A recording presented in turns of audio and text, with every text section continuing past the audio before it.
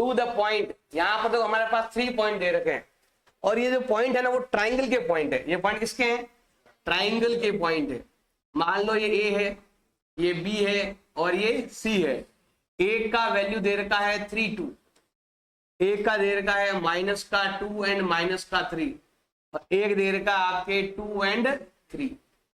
अब हमें ये बताना है if so name the type of triangle. हमें बताना है कि अगर ये ट्राइंगल है तो कौन से प्रकार ट्राइंगल है हमें बताना है। तो हम केवल 3 तरह के ही बता सकते हैं।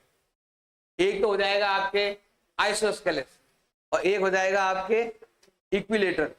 देखो हमने यहाँ पर उत्तर निकाले अभी, जैसे यही सवाल है, मान लो 3 साइड है यहाँ पर भी, अगर तीनों साइड का वैल्यू बिल्कुल सेम आया तो उसको बोलेंगे इक्विलेटर। 2 का सेम आया और 1 का सेम नहीं आया तो क्या कर देंगे हम? आइसोस्केलेस। थर्ड वाला है आपके राइट एंगल ट्राइंगल। उसमें क्या होता है?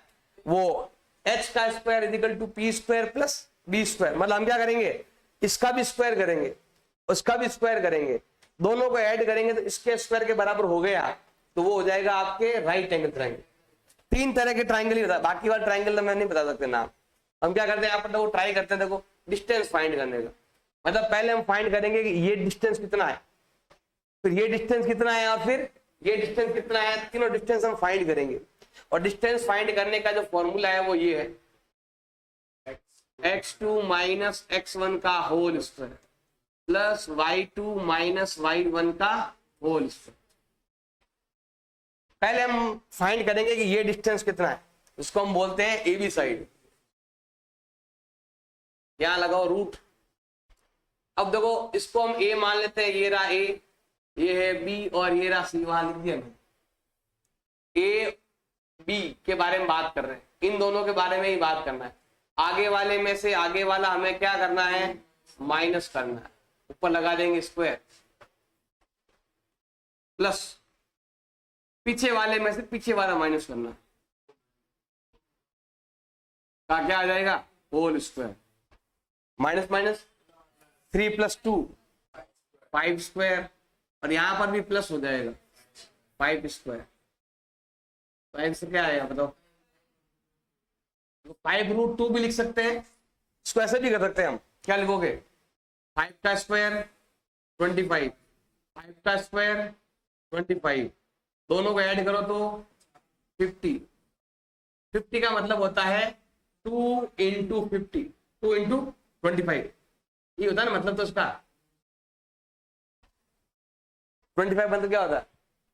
25 रूट कितना होता है? 5√2 का रूट। अब चाहो ऐसे लिखो, चाहो तो ऐसे लिखो, एक ही बात। तो ये हमने क्या फाइंड कर लिया? ए बी फाइंड कर लिया। जब भी आपको ट्राइंगल बताना है कि किस प्रकार का ट्राइंगल है तो हमेशा ऐसे ही करो, इस प्रकार से। अब क्यों करता भी बताएंगे आप। अब अगला कौन है भी आपके? BC side. देखो इन दोनों में ट्राई करना, इन दोनों आगे वाले में से आगे वाला हमें क्या करना है? माइनस करके स्क्वायर कर दो। पीछे वाले में से पीछे वाला हमें क्या करना है? माइनस करना। माइनस माइनस 2 और 2 कितना हो गया? माइनस माइनस प्लस 6 हो गया। 4 का स्क्वायर 6 का स्क्वायर, दोनों को ऐड कर लो तो कितना होता है? 52। इसको आगे हल करना चाहो तो कर सकते हो। इसका मतलब होता है 2√13। क्या होता है? टुकड़े करो 10 से। 52 में 2 का डिवाइड जाता है 26, फिर 2 का डिवाइड करोगे 13। जिसका पेयर बन गया वो नंबर बाहर, जिसका नहीं बना वो अंदर। अगला नंबर हम लेते हैं यहाँ पर एसी साइड।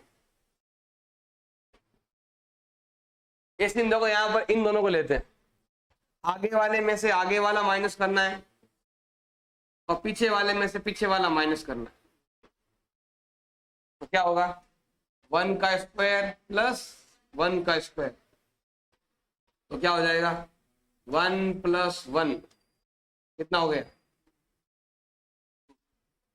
अब यहां पर साइड तो किसी के भी मैच नहीं हो रही।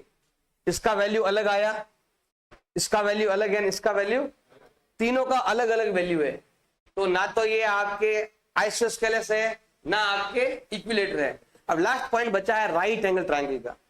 राइट एंगल क्या करेंगे हम, देखो रूट निकालने जस्ट पहले ये पे कितना बताओ 50, ये 50 है, ये 52 है और ये 2 है। देखो इन दोनों की जोड़ इससे मैच हो रही है। 50 + 2 करेंगे तो कितना आता है, हमें ऐसा नहीं करना, हमें ऐसे करना, देखो ध्यान लगाना, वो नियम लगाएंगे कौन सा, पाइथागोरस थ्योरम। हम यहाँ पर लिखेंगे, क्या लिखोगे, AB का स्क्वायर प्लस AC का स्क्वायर, छोटी साइड लेनी, छोटी साइड, क्योंकि ये तो है 50 और ये है 2, 50 और 2 को ऐड करेंगे तो 52 आएगा ना, उनका स्क्वायर लेना है। क्या लेना है, उनका स्क्वायर, मतलब ये 50 का भी स्क्वायर कर दो और 2 का भी क्या कर दो, स्क्वायर कर दो।